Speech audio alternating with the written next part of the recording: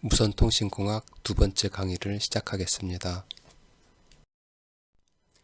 인트로덕션 부분을 지난 강의에 이어서 좀 더 살펴보겠습니다. 우리가 통신에서 사용하는 반송파는 사인웨이브, 정연파를 사용하죠. 정연파는 3개의 파라미터가 있죠. 진폭, 주파수, 위상. 그래서 우리는 주파수, 위상들에 대해서 좀 더 알아볼 텐데요. 또 한 가지 정연파인 경우에 주파수와 주기, 이 관계는 어떤 관계냐면은 주파수는 주기의 역수고 또 주기는 주파수의 역수가 되겠죠. 그래서 이 그림에서 가로축이 시간이고요. 사인웨이브에서 시간이고, 그러면은 여기가 한 주기가 되겠습니다. 만약에 주기가 1초라면은 1초 동안에 한 번 진동하는 케이스고요. 그래서 주파수가 1Hz고 주기가 1초인 경우고요. B번 같은 경우에는 1초 동안에 두 번 진동을 하죠. 따라서 주기는 F분의 1, 그래서 0.5초가 되는 거고요. C번 같은 경우에는 1초 동안에 100번 진동하는 거의 그림입니다. 따라서 주기는 주파수분의 1 해서 0.01초가 되겠고요. 자, 요번에는 파장에 대해서 파장하고 주파수의 관계를 한번 살펴보죠. 파장은 전파가 한 주기 동안에 진행한 거리를 말한 겁니다.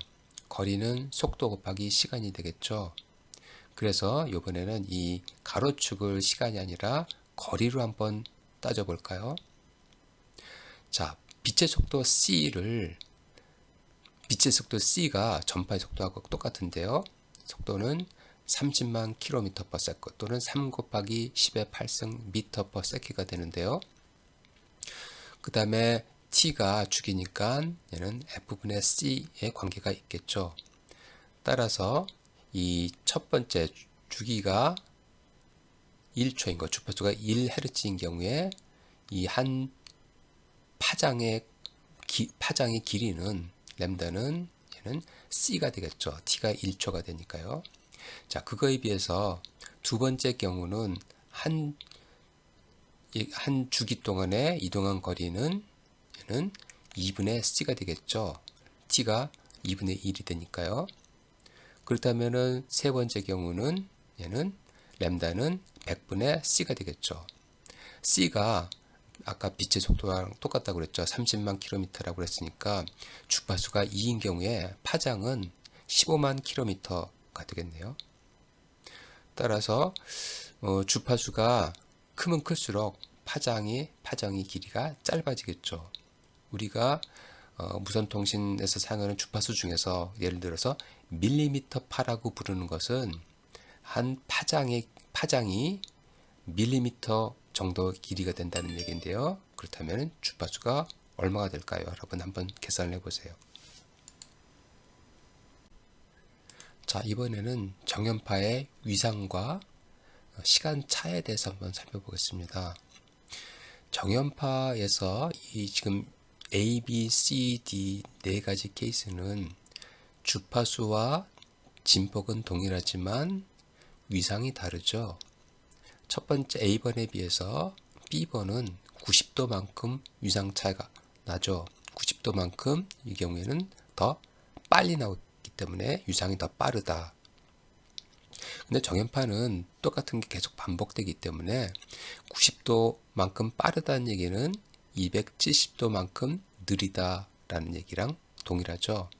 자, 어쨌든 이 B번은 A번에 비해서 90도만큼 위상이 빠른 거고요. 90도만큼 위상이 빠른 것은 시간상으로 보면은 4분의 1 주기만큼 빠르다라고 얘기할 수 있겠죠. 여기서 주기라는 게 결국 시간의 개념이니까요.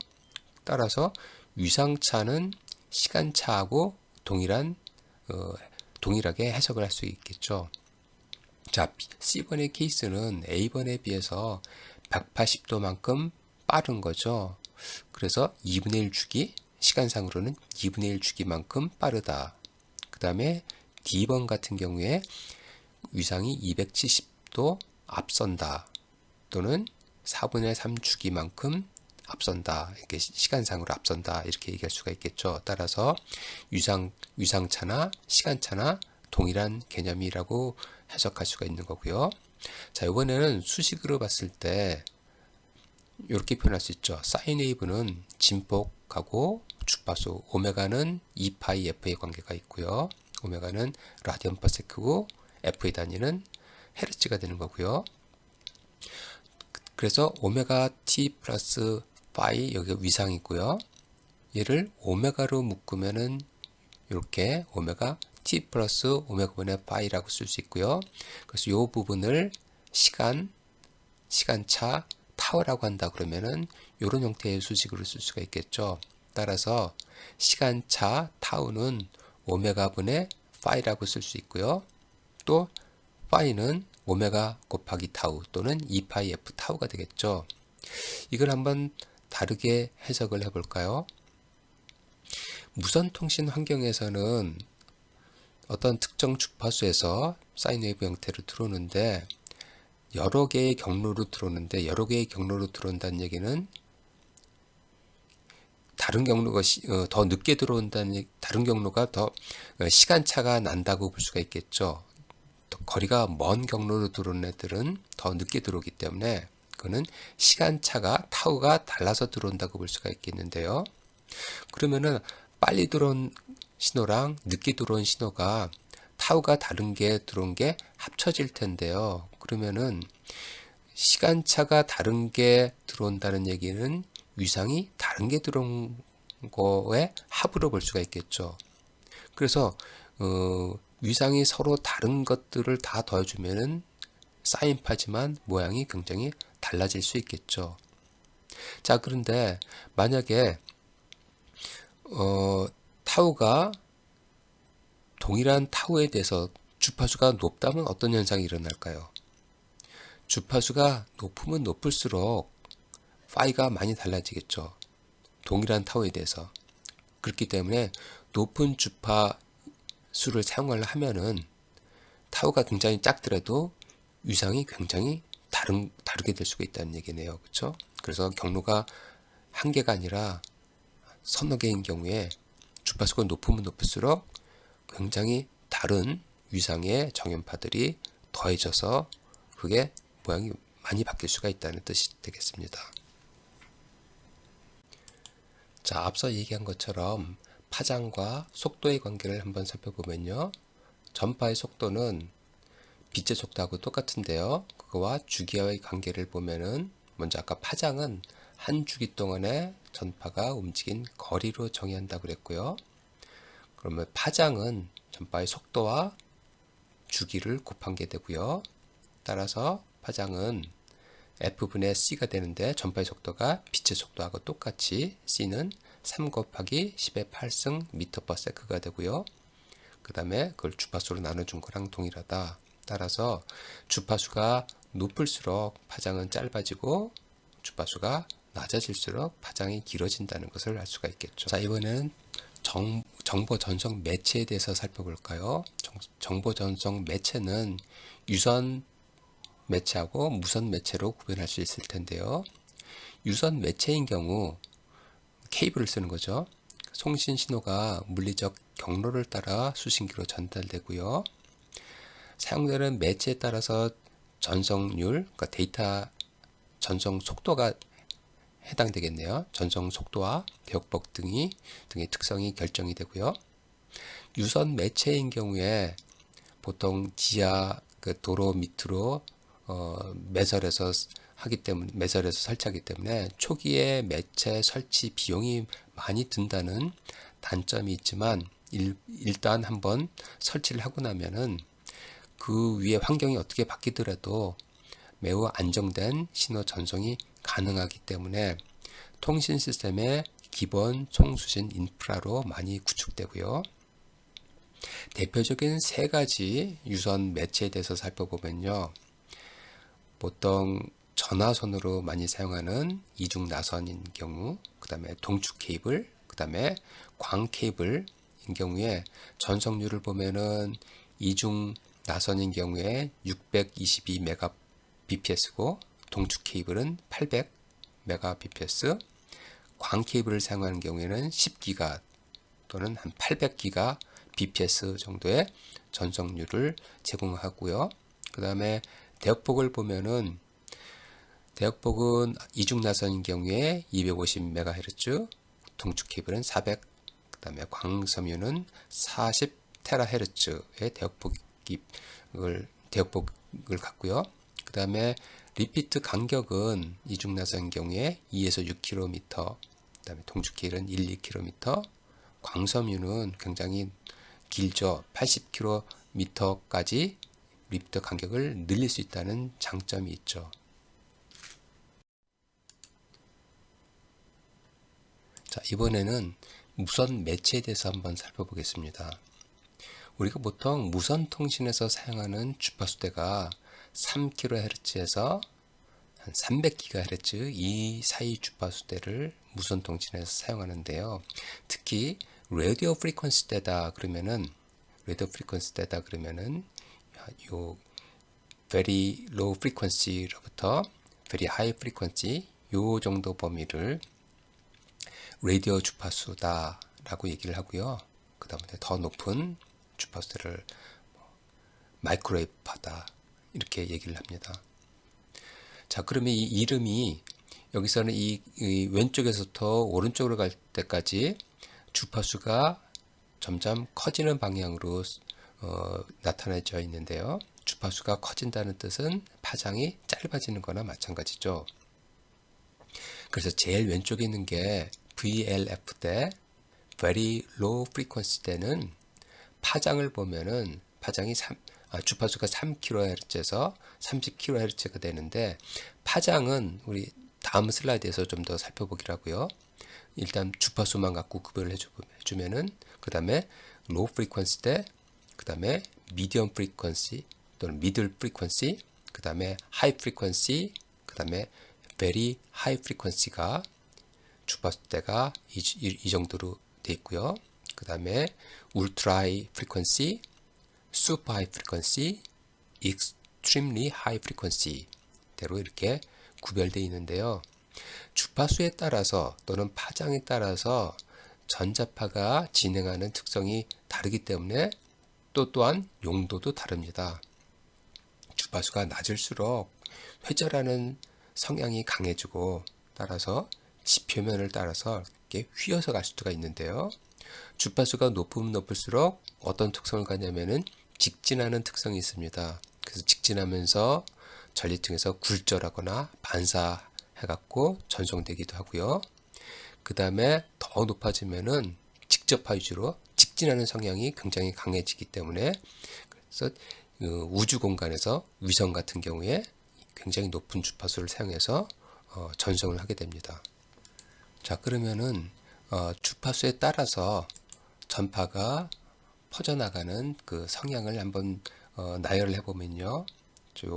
이 그림들이 다 중간에 안테나라고 보면요. 요 지점에서 다른 지점으로 전송을 하려고 그러는데 주파수가 한 2MHz 정도 이하면은 회절, 그러니까 휘어서 가는 성향이 강하기 때문에 이걸 지표파라고 부르는데요. 지표를 따라서 이렇게 휘어서 갈 수가 있습니다. 그래서 요 지점에서 요 지점으로 갈 때 중간 과정을 거칠 필요 없이 바로 전송이 되기도 하죠. 그러니까 중간에 중계기가 필요 없는 케이스라고 볼 수 있겠습니다. 그래서 그 다음에 주파수가 좀 더 높아지면은 회절하는 성향보다 좀 더 직진하려고 그러는 성향이 강해져 갖고요. 굴절하거나 반사를 통해서 전송이 되는데 전리층을 통해서도 반사가 일어날 수 있습니다. 이 전파가 이렇게 쏘아지면은 전리층에서 굴절하거나 또는 전반사를 일으켜서 여러 번 이렇게 여러 호흡을 해갖고 다른 쪽으로 전송될 수가 있겠죠. 자, 그 다음에 그것을 이제 공간파 스카이웨이브 프로포게이션이라고 부르고요. 그 다음에 30MHz 이상이 되면은 직진 성향이 아주 강해지기 때문에 라인 오브 사이트, 이걸 프로포게이션이라고 부르는데 직진에 의해서만 전송되는 케이스입니다. 따라서 이 지점에서 이 지점으로 보낼 때는 이게 직진해서 바로 못 가기 때문에 가운데 있는 얘를 거쳐서 중계해 주거나 아니면은 굉장히 전리층을 향해서 높이 쐈을 때요. 그러면은 아까처럼 이게 전반사가 일어나지 않고 또 전반사나 굴절이 일어나지 않고 아예 뚫고 지나갑니다. 그러면은 저 위에 있는 위성이 이걸 받아서 다른 쪽으로 전송을 해줄 수가 있겠죠. 그래서 위성 통신의 경우에 굉장히 높은 주파수를 사용을 하고 있습니다. 자, 이번에는 좀 더 상세하게 주파수, 파장, 그 다음에 그 용도, 그 다음에 기호에 대해서 한번 살펴볼까요? Very low frequency나 low frequency를 우리나라에서는 장파라고 그러고요. 여기서 주파수하고 파장과의 관계는 램다는 F분의 C죠. 그래서 30만 킬로미터를 3kHz로 나눠주면은 그러면 100km가 되고요. 그 다음에 30kHz로 나눠주면은 10km가 되고요. 자, 그래서 이 주파수가 낮을수록 파장은 굉장히 길고요. 주파수가 이렇게 높을수록 파장이 굉장히 짧아지는 것을 확인할 수가 있죠. 그 다음에 중파는 미들 프리퀀시, 그 다음에 단파는 하이 프리퀀시. 아까 이 장파나 중파 같은 경우에는 회절 성향이 강하다고 그랬죠. 그래서 지표파 형태로 전송이 되고요. 얘는 선박 무선이나 중파 방송에 사용됩니다. 그 다음에 단파대는 파장이 100m에서 10m 정도 되고요. 그 다음에 지상파에서 전리층에 의해서 반사되면서 전송되는 성향이 있고요. 단파 방송이나 선박, 전신, 아마추어 무선 용도로 사용되고 있습니다. 그 다음에 VHF는 초단파로서 주파수 범위는 30에서 300MHz고요. 그 다음에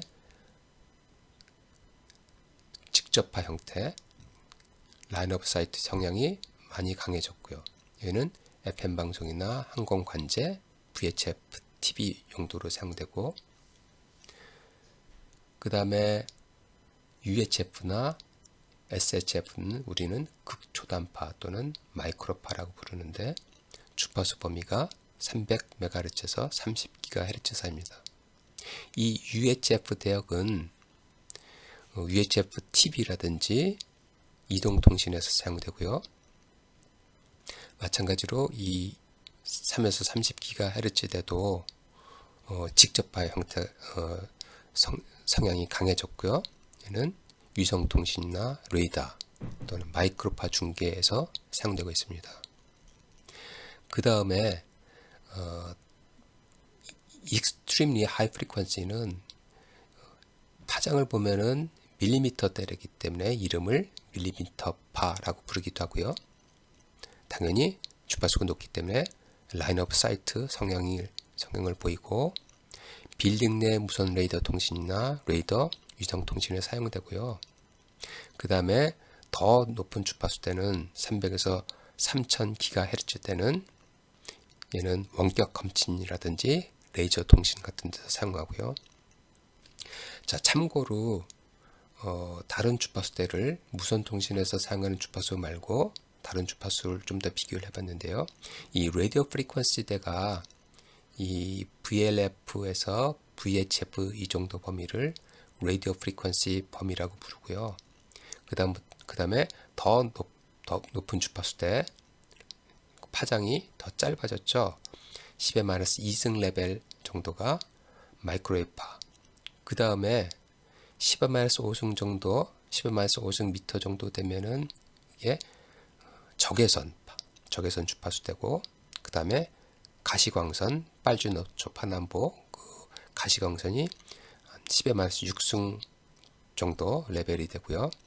그 다음이 자외선, 더 높은 주파수가 엑스레이, 감마레이 이 정도 주파수 주파수가 되니까 한번 비교를 해볼 만하죠. 이 슬라이드는 주파수대별 전파의 분류와 용도를 조금 더 상세하게 설명을 하고 있습니다. 저주파 때는 아까 지표를 따라서 회절이 많이 일어난다고 그랬죠. 그래서 로우 프리퀀시인 경우에 라디오 장거리 라디오 내비게이션이나 해상 통신 이런 데서 사용되고 선박 간의 통신 이런 쪽에 사용됩니다. 그 다음에 미들 프리퀀시 때는 대륙권에서의 전파 또는 전리층에서 흡수되는 이런 성향을 보이는데요.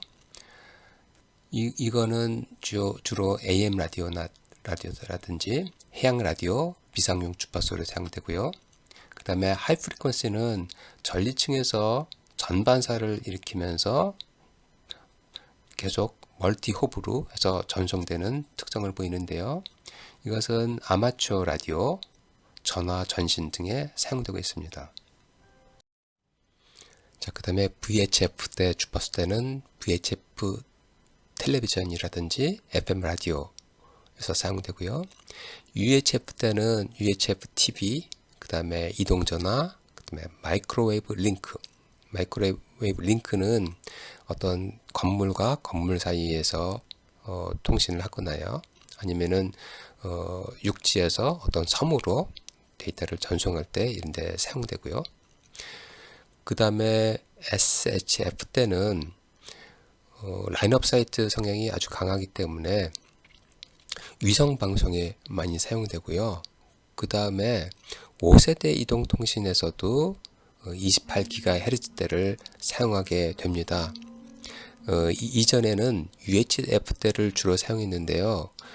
5세대 이동통신에서는 전송량이 늘어나는데 굉장히 고속의 데이터를 전송하려면은 주파수대도 굉장히 높은 게 필요하기 때문에 SHF 때도 사용을 하게 되었습니다. 그 다음에 EHF 때는 우주전파에 사용되며 레이더, 위성 및 과학적, 실험적 통신을 위해서 사용되고 있습니다. 자, 지금까지는 통신 매체에 대해서 살펴봤는데요. 이번에는 신호가 통신 매체를 통과하면서 수신기에 도달할 때까지 어떤 손상을 입는지 그거를 살펴보겠습니다. 전송 손상은 세 가지 유형이 있는데요. 거리에 따라서 신호가 작게 들어오는데 얼마나 감쇄를 하느냐, 그 감쇄하고 그 다음에 간섭 신호에 의해서 받는 왜곡 또는 간섭 신호가 더해지는 것뿐만이 아니라 비선형 소자를 통과하면서 또 크기가 크기가 변하거나 또 찌그러지는 그런 현상이 발생되는데요. 그런 디스토션 문제, 그 다음에 전자 회로를 통과하면서 전자회로에서 전자의 불규칙한 운동에 의해서 발생하는 잡음, 이런 것들이 세 가지 형태의 전송 손상이라고 할 수 있는데요. 이것들에 대해서 하나씩 좀 더 살펴보겠습니다. 자, 먼저 감쇄는 전송 신호가 매체를 통해서 전달되는 동안 일부 신호가 열로 변해서 에너지를 손실함에 의해서 발생하는데요. 실제적으로 이중나선이나 광섬유 등의 유선 매체를 이용할 때 길이가 전송로가 길면 길수록 감쇄가 더 많이 일어나기 때문에 중간중간에 신호 감쇄를 보상하기 위해서 중계기를 두는데요. 보통 아날로그 통신 같은 경우에는 그 크기가 작아진 걸 보상하기 위해서 증폭기를 사용합니다. 근데 디지털 통신인 경우에 증폭기보다는 수신 신호를 다시 복조를 해갖고 다시 변조 신호를 만들어서 보내는 리저너레이트 방식의 중계기를 사용한다는 게 아날로그 통신하고 디지털 통신하고 차이점이죠. 특히 유선 매체보다는 무선 매체인 경우에 감쇄가 굉장히 환경에 따라서 다르게 일어나는데요. 이것 때문에 우리는 이동통신 같은 경우에 기지국을 얼마나 더 촘촘히 세워야 했는지 이런 문제들과 연관이 되어 있습니다. 자, 이번에는 디스토션에 대해서 알아보겠습니다. 디스토션이라는 것은 다양한 주파수 성분으로 구성된 신호가 전송 매체를 통해서 전달될 때 신호 구성하는 주파수 성분들이 서로 다른 진폭 이득과 서로 다른 위상 천위를 갖고 도착한다면은 원신호에 파형하고 다르게 되는 현상이 발생하는데 이것을 디스토션이라고 부릅니다. 만약에 위상 천위는 변하지 않는데 진폭 이득만 달라졌다 그러면 진폭 디스토션이라고 부르고요. 그 다음에 진폭은 똑같은데 위상만 다르다 그러면은 위상 디스토션이라고 부르는데 선형 시스템이 아닌 비선형성이 있으면은 이런 현상이 발생합니다. 예를 들어서 왼쪽 파형과 같은 신호를 전송하는 경우를 한번 살펴보죠. 푸리어 이론에 의하면은 어떤 임의의 신호는 여러 개의 주파수 성분들의 합으로 표현할 수 있죠. 그래서 왼쪽 신호는 요 신호, 요 주파수 신호, 요 신호들의 합이다. 그런데 이 신호가 전송이 됐을 때 진폭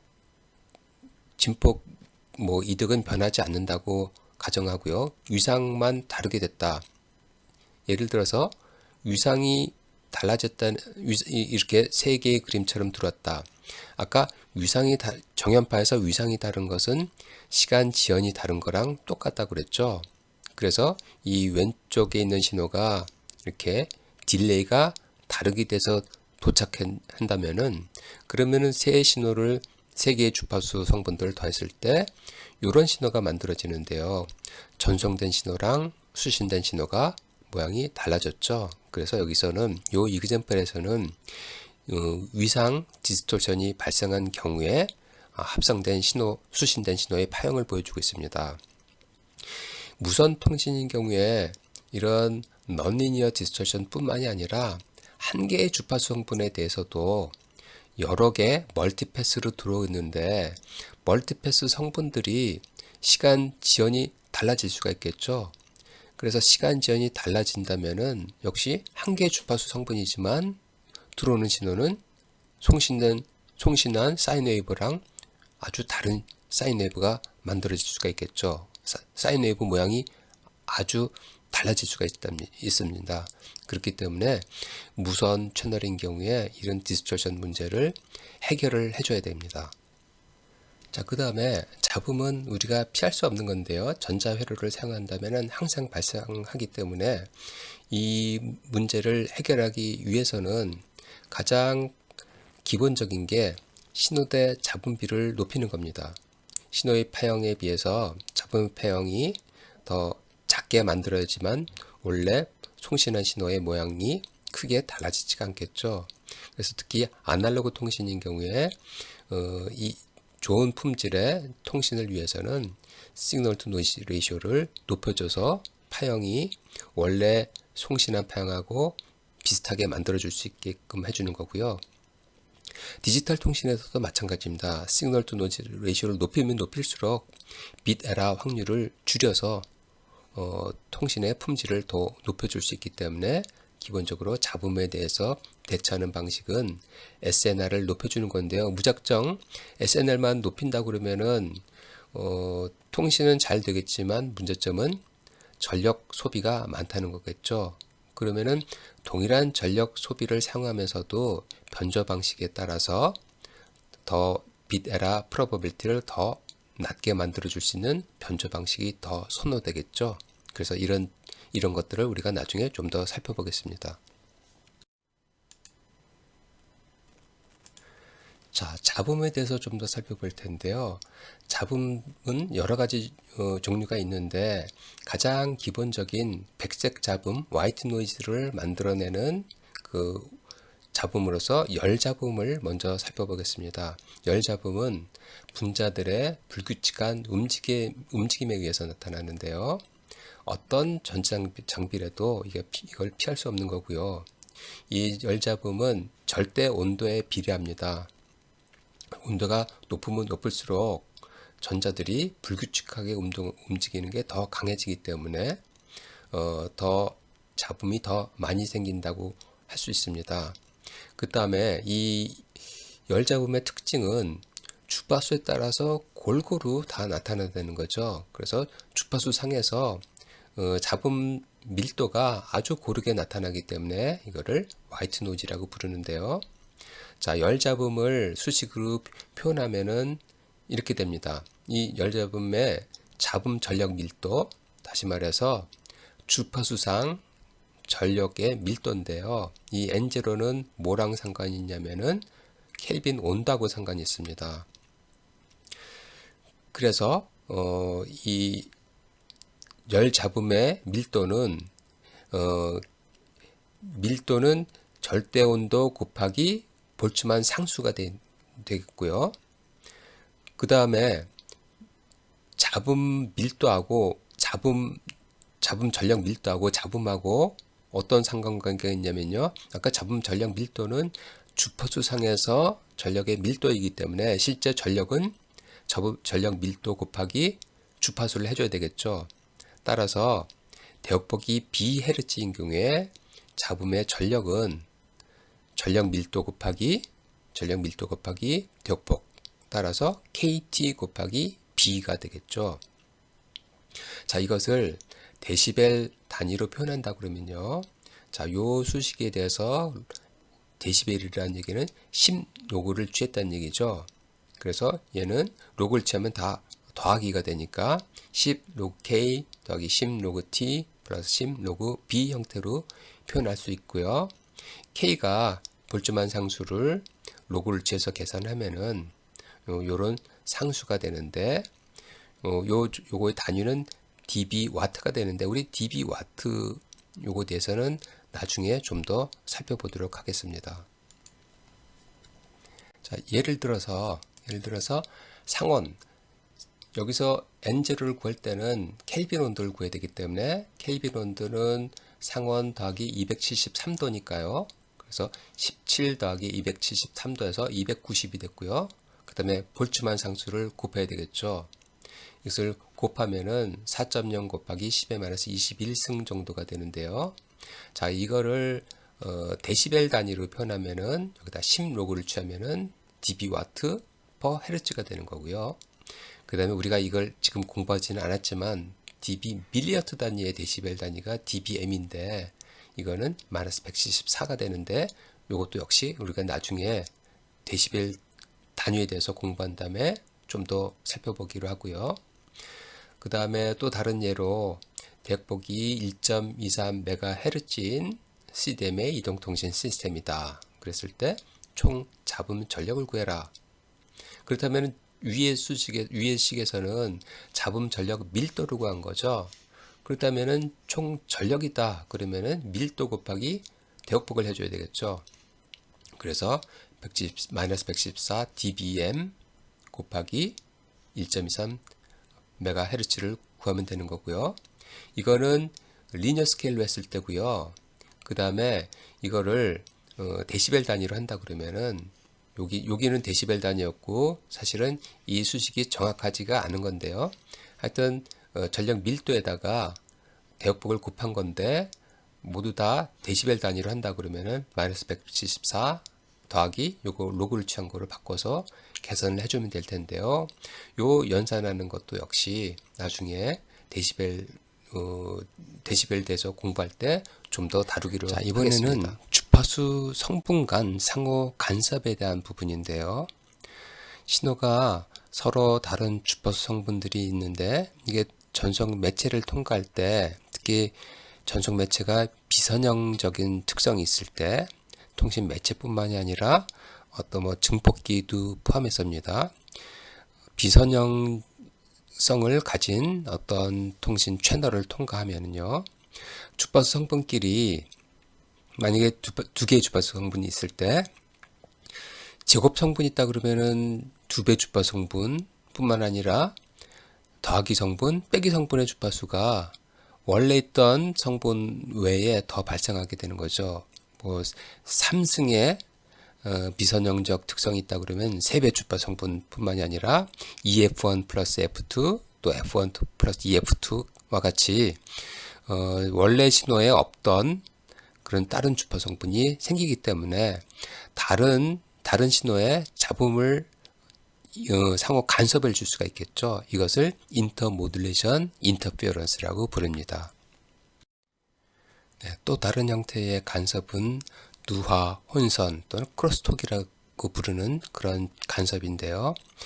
예를 들면은 전화 통화 중에 다른 사람의 말이 같이 섞여서 들어오는 그런 현상을 크로스톡이라고 부르는데요. 이전 아날로그 통신에서 많이 생겼던 그런 현상입니다. 의도한 신호에 의도한 신호 외에 다른 신호가 들어오거나 또는 내 자신의 신호가 반사돼서 들어올 경우에 이런 크로스톡 현상이 발생하는데요. 차폐가 안 된 동선 가닥이 인접해 있거나 안테나로 신호 수신 시 반사된 신호가 같이 들어올 때 이런 누화 현상이 발생하고요. ISM 주파수 대역에서 이런 누화 잡음이 많이 발생합니다. 자, 또 다른 잡음의 예로서 임펄시브 노이즈가 있습니다.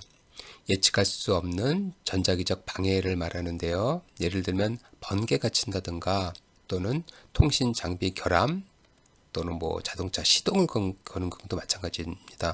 돌발성의 노이즈가 갑자기 큰 신호가 짧은 시간에 들어오는 경우가 있는데 이런 형태의 잡음도 있습니다.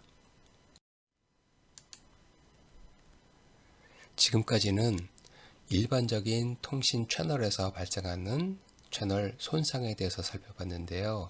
이번에는 이동통신인 경우, 무선통신인 경우에 통신 채널의 손상 문제를 좀 더 살펴보겠습니다. 이 그림은 이동통신 환경을 고려한 그림인데요. 셀이 내가 있는 셀이 있고 인접한 또 셀이 있습니다. 이 셀의 보통 중앙에는 기지국이 있고 그 다음에 기지국과 핸드셋을 가진 사용자 간의 통신을 가정할 텐데요. 이 그림에서 실제로는 이 셀의 중앙에 기지국이 있을 텐데 이걸 편의상 밖으로 꺼내서 그림을 그린 겁니다. 그러면은 기지국과 단말기 사이 내가 이동하면 거리가 달라지겠죠. 그래서 거리가 멀어질 때 크기가 당연히 감소를 하겠죠. 그래서 거리에 따른 신호 감쇄 또는 거리에 따른 손실을 패스 로스라고 부릅니다. 이 패스 로스는 이 환경이 얼마나 복잡하냐 이런 것들에 영향을 받는데요. 이것들에 대해서는 나중에 좀 더 살펴보기로 하고요. 자, 그 다음에 또 한 가지는 내가 이동을 한다 그러면은 어떨 때는 라인 오브 사이트가 있지만 어떤 건물 뒤에 숨게 되면은 그러면은 직접 보는 경로가 없어지겠죠. 그래서 장애물에 의해서 직접 들어오는 경로가 막혀버리면은 신호가 작게 들어올 텐데 그런 현상들을 쉐도잉이라고 부릅니다. 자, 그 다음에 또 한 가지는 기지국과 단말기 이 송신기하고 수신기 사이에 라인 오브 사이트 뿐만이 아니라 요 건물을 막고서 들어오고 또 다른 건물을 막고 들어오고 여러 개의 반사돼서 여러 경로로 들어오는 신호들이 다 더해져서 수신기에 도착을 하겠죠. 그런데 가까운 건물, 먼 건물 막고 들어오면은 경로 차가 달라지겠죠. 그래서 경로 차가 달라진 신호들을 다 더한다. 그러면은 위상이 달라진 그런 신호들을 더하는 형태가 되기 때문에 수신된 신호의 크기가 굉장히 빠르게 컸다 작았다 하는 현상이 발생하는데 그게 바로 멀티패스 페이딩입니다. 이 멀티패스 페이딩이 발생을 하면은 복조를 할 때 성능이 굉장히 떨어지는데 이런 것들을 방지하기 위한 기술들을 우리가 나중에 좀 살펴봐야 되겠습니다. 자, 그 다음에 내가 요 셀에 있는데 인접한 셀로부터 넘어오는 신호가 있겠죠. 그래서 다른 셀로부터 넘어오는 인트라셀 인터페런스들도 있을 거고요. 다른 셀뿐만이 아니라 이 같은 셀에 있는 다른 사용자도 나한테 영향을 줄 수가 있겠죠. 그런 다중 사용자 인터페런스 같은 것들도 나한테 악영향으로 작용을 하겠죠. 자, 그러면은 내가 기지국으로부터 멀리 점점 멀어지게 이동을 할 때 나한테 들어오는 수신 신호의 순간 전력을 한번 어떻게 되는지 한번 살펴보면은 이런 그림과 같다는 겁니다.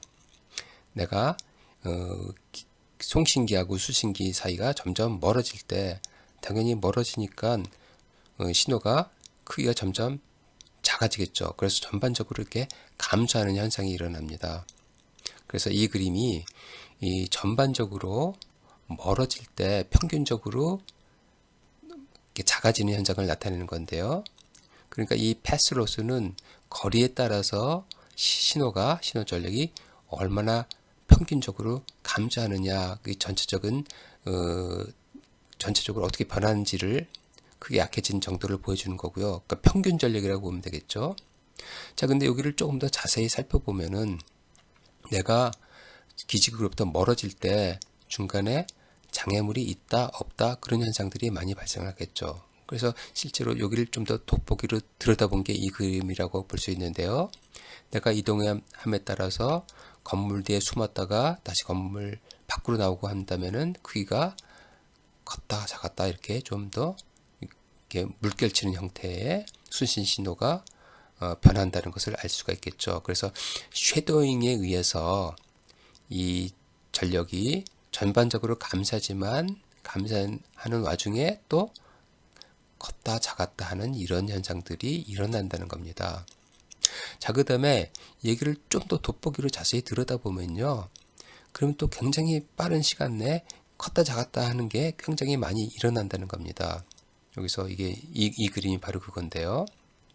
그래서 빠르게 컸다 작았다 하는 변하는 그런 현상을 패스트 페이딩이라고 부르는데, 패스트 페이딩이 일어나는 그 원인은 멀티패스 페이딩, 다중 경로로 들어오거나, 그 다음에 또 내가 이동할 때 이동하는 속도가 빠르면 또 이렇게 컸다 작았다 하는 현상이 더 두드러지게 나타나는데, 그런 현상들이 발생하기 때문에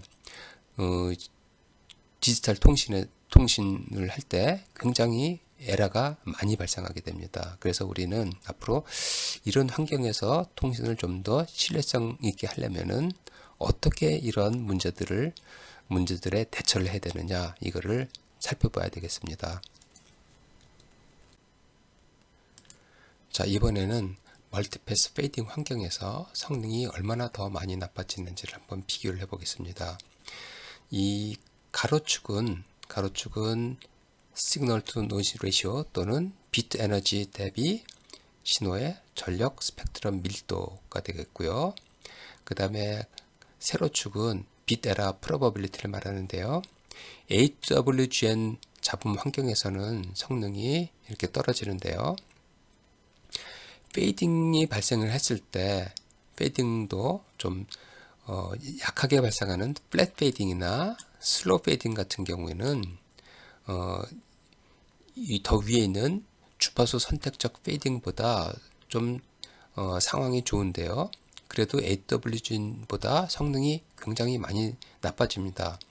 예를 들어서 우리가 원하는 품질이 10의 마이너스 3승이라고 할 때 이거를 얻기 위해서 필요한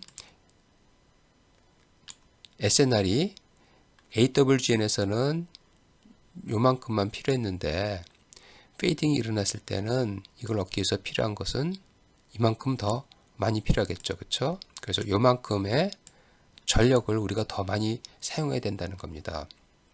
그래서 이렇게 많은 전력을 더 써야지만 AWGN에서와 동일한 비데라 프로버빌리티를 얻을 수 있다는 거고요. 그 다음에 더욱 심각한 문제는 멀티패스 페이딩이 발생할 때 주파수 선택적 페이딩이 발생을 하는데요. 그거는 우리가 나중에 살펴보고요. 그런 환경에서는 성능이 훨씬 더 나빠진다는 겁니다. 이렇게 더 나빠지는 거예요. 그러니까 똑같은 성능을 얻기 위해서 필요한 에너지가 더 많이 필요하겠죠. 더더욱 문제가 되는 것은 얘가 이렇게 떨어지기만 하면 좋은데 문제는 이렇게 되다가 이런 특성을 볼 수 있다는 겁니다. 그러니까 에러 플로우가 발생해 갖고 그 얘기는 암만 전력을 많이 더 사용해도 어느 한계가 있다는 얘기죠.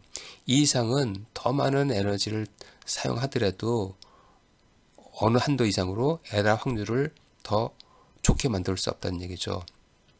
그래서 이 이그젬플은 10-3승을 얻기 위해서는 플랫 페이딩을 쓸 때는 이만큼만 더 전력을 쓰면 가능했지만 주파수 선택적 페이딩에서는 암만 에너지를 더 사용하더라도 10-3승을 얻을 수 없네요. 이 경우에. 그래서 이 경우에 굉장히 문제가 되겠죠. 따라서 이것은 모듈레이션만 가지고는 해결이 안 됩니다. 그래서 이런 문제를 해결하기 위해서는 한 가지 대표적인 방식이 채널 코딩을 사용한다든가, 또 다른 방식은 뭐 안테나를 더 여러 개 둬갖고 성능을 개선시킨다든가, 또는 간섭 제거 기술을 사용한다든가 여러 가지 기술들을 적용을 할 수가 있게 됩니다. 자, 이번에는 채널 용량에 대해서 살펴보겠습니다. 채널 용량은 셰넌에 의해서 주어졌는데요. 채널 용량이라 함은 어떻게 정의되냐면요. 비트레이트예요. 데이터 레이트. 얼마나 데이터를 빨리 보낼 수 있느냐. 그러니까 단위가 비트 퍼 세크가 되겠죠. 1초에 몇 비트까지 보낼 수 있느냐.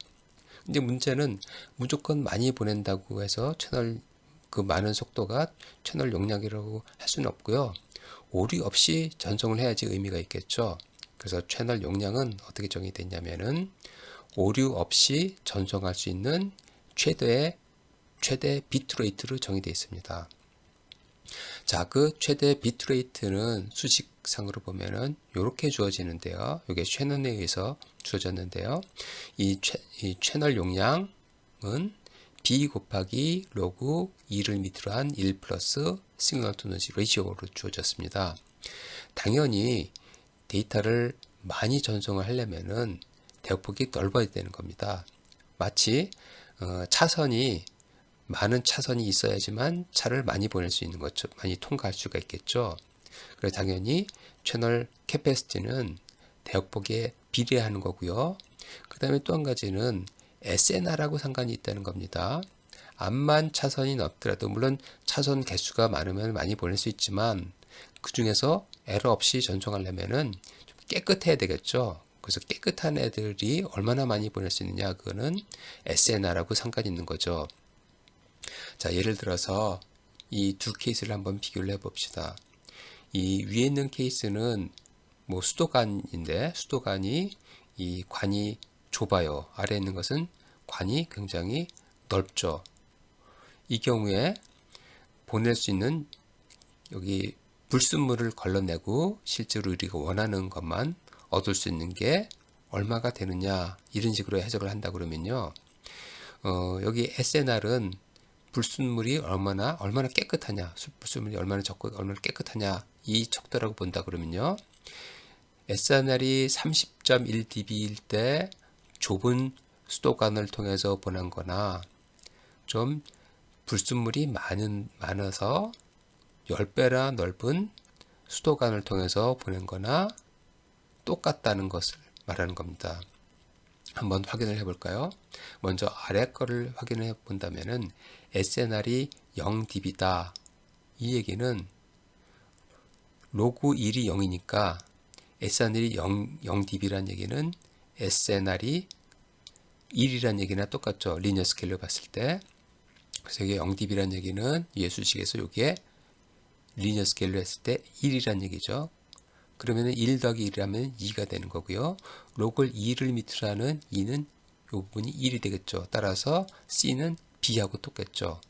그래서 C는 여기가 10MHz라고 그러면 여기는 C도 똑같이 10 단위는 메가비트 퍼 세크가 되겠죠. 자, 그러면 이게 두 개가 똑같으려면은 여기 SNR이 얼마가 돼야 되느냐 하는 것을 한번 확인을 해보고 싶은 거예요. 자, 여기가 10이고 여기가 1이다. 그리고 C가 똑같게 만들고 싶다. 그러면은 이번에는 아까는 여기가 10이었는데 지금 1이에요. 그러면은 두 개가 똑같으려면 이 부분이 10이 돼야 되겠죠. 아까는 1이었으니까요. 이 부분이 10이 된다는 얘기는 로그 밑으로 2를 밑으로 한 이 부분이 2의 10승이 돼야 되겠죠. 2의 10승은 1024죠. 그러면 1 플러스 SNR이 2의 10승이 된 1024가 돼야 되니까 SN 부분은 1023이 되겠죠. 그렇죠? 그래서 1023이 돼야 되는데 그거를 데시벨로 본다 그러면은 로그 10 로그 심로그 1023은 구해보면 30.1dB가 됩니다. 따라서 얘에 비해서 얘는 0dB일 때 30dB라면은 똑같은 채널 캐패시티가 얻어진다는 거죠. 참고로 데시벨로 했을 때 얘가 0dB고 얘가 30dB 정도가 되잖아요. 그러면 얘가 리니어 스케일로 봤을 땐 1이고 얘는 리니어 스케일로 봤을 때 아까 1023이니까 한 1000 정도가 되는 거죠. 그래서 얘는 SNR은 1000배 정도 돼야지만 두 개가 똑같은 채널 캐패시티가 얻어진다라는 것을 확인할 수가 있겠습니다. 데시벨 전력에 대해서 조금 살펴보면요. 좀 상세하고 더 많은 연습은 우리가 뒤에 나오는 강의 노트에서 좀 더 다루기로 하고요. 지금은 간단히만 살펴보겠습니다. 전력의 데시벨 파워는 어떻게 정의되어 있냐면요. 두 신호 전력 사이의 상대적인 크기를 로그 스케일로 표현한 건데요. 자, P1을 기준으로 해서 P2가 어쨌든 이 비율이 몇 배가 더 크냐 그러면 10 로그 10해서 계산한 그게 고 데시벨만큼 크다 이렇게 얘기를 하는 겁니다. 자, 그러면은 반대로 리니어 스케일로부터 데시벨 스케일로 할 때 이렇게 10 로그 10을 취해 갖고 구할 수 있었는데 반대로 데시벨로 봤을 때 그거를 리니어 스케일로 또 바꿀 수가 있어야 되겠네요. 그래서 위 수식으로부터 이게 얻어지네요. XdB는 리니어 스케일로 봤을 때 뭐가 되느냐 그건데 이 수식으로 봤을 때 이 부분은 10분의 x가 되니까 P1분의 P2는 10의 10분의 x승이 되겠죠. 그렇죠? 자, 그래서 이런 식으로 계산할 수 있고 따라서 P2는 P1 곱하기 10의 0.1x 형태로 구할 수가 있겠네요. 자, 예를 들어서 A가 B보다 전력이 1000배가 더 크다. 그 얘기는 데시벨로 봤을 때 A가 B보다 30dB 크다라고 얘기할 수 있는 거고요. 만약에 A가 전력이 1W다 그러면은 B의 전력이 A가 B보다 30dB 크다는 얘기는 리니어 스케일로 봤을 때 1000분의 1 와트가 되니까 1mW가 되겠네요. B가. 자, 이번에는 무선으로 데이터를 전송을 할 때 어떤 문제점들이 있는지 그 다음에 이런 문제점들을 극복할 수 있는 기술이 어떤 게 있는지 빠르게 살펴보겠습니다. 먼저 문제점을 보면요. 무선 전송할 때 주파수 자원이 한계가 있다는 겁니다. 스펙트럼이 제한되어 있기 때문에 이 제한된 주파수 자원을 여러 사용자가 같이 공유를 해야 되겠죠. 따라서 사용자당 사용하는 주파수 대역폭을 굉장히 줄여야지만 된다는 겁니다. 효율적이게 사용하려면은. 자, 그 다음에 전송 매체가 특히 무선 전송 매체는 통신 과정에서 품질이 많이 저하된다는 것을 우리가 알 수 있었는데요. 특히 멀티패스로 들어올 때 그로 인해서 페이딩이 일어나고 상호 간섭이 많이 일어나는데 이로 인해서 굉장히 빗 에러 확률이 많이 떨어지게 됩니다. 그래서 이런 문제들을 해결하는 기술이 필요하고요. 아까 특히 멀티패스 페이딩이 발생을 했을 때 어떤 종류의 페이딩은 그나마 전력을 많이 사용하면은 원하는 품질을 얻을 수 있었는데 어떤 경우에는 전력을 아무리 많이 사용하더라도 원하는 품질이 얻을 수가 없었죠. 그래서 이런 환경에서는 변조만 갖고는 해결이 안 됩니다. 다른 기술을 사용해야 되겠죠.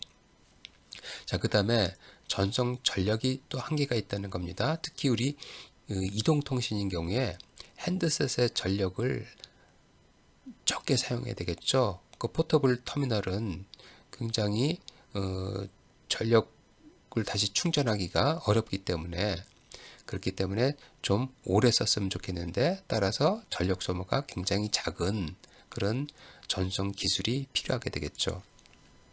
자, 그러면은 그런 환경에서 어떻게 우리가 신뢰성 있는 통신을 할 수 있을 것인가 그런 해결 방법들을 몇 가지 살펴보겠습니다. 한 가지는 모듈레이션 방식을 바꿔줌으로써 해결할 수 있다는 건데요.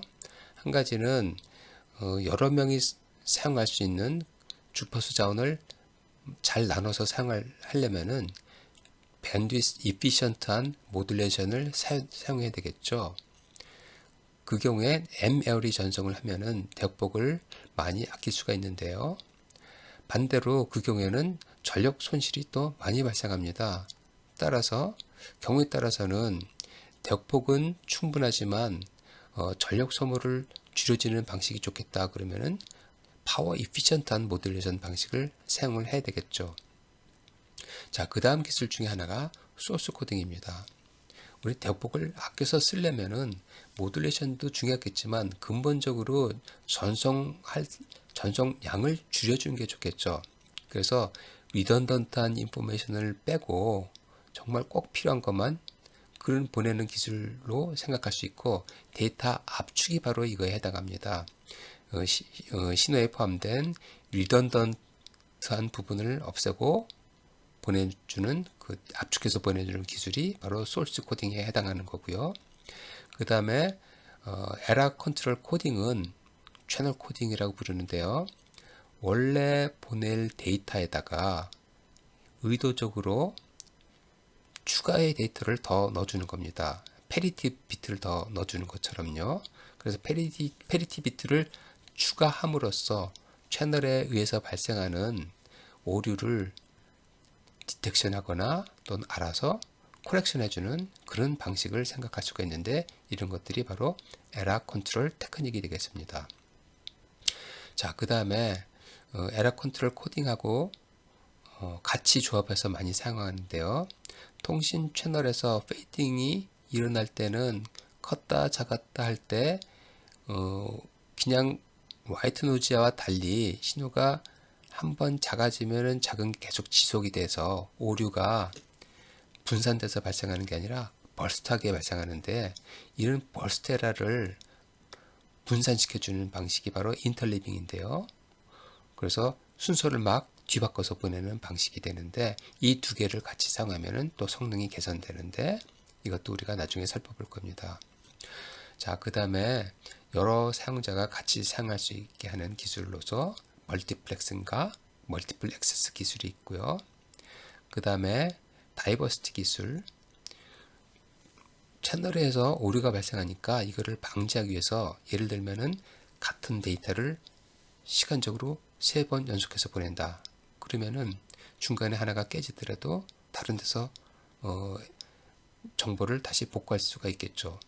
또 다르게 주파수 중에서 똑같은 정보를 서로 다른 주파수로 보낸다. 그랬을 때 한 주파수로 오는 게 깨지더라도 다른 주파수에서 정보를 다시 복구해낼 수가 있겠죠.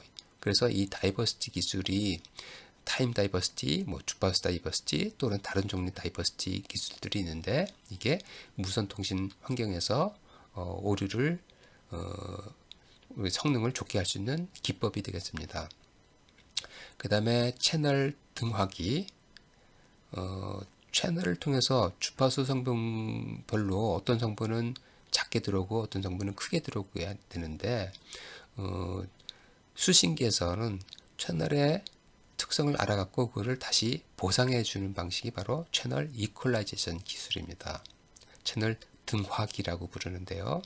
이런 기술도 우리가 나중에 다룰 거고요. 그 다음에 안테나를 잘 사용해서, 안테나를 특히 멀티플 인풋, 멀티플 아웃풋, 그래서 송신 측에서도 안테나를 여러 개 두고 수신 측에서도 안테나를 여러 개 둬갖고 통신의 품질을 더 높이는 방식을 또 우리가 나중에 살펴볼 거고요.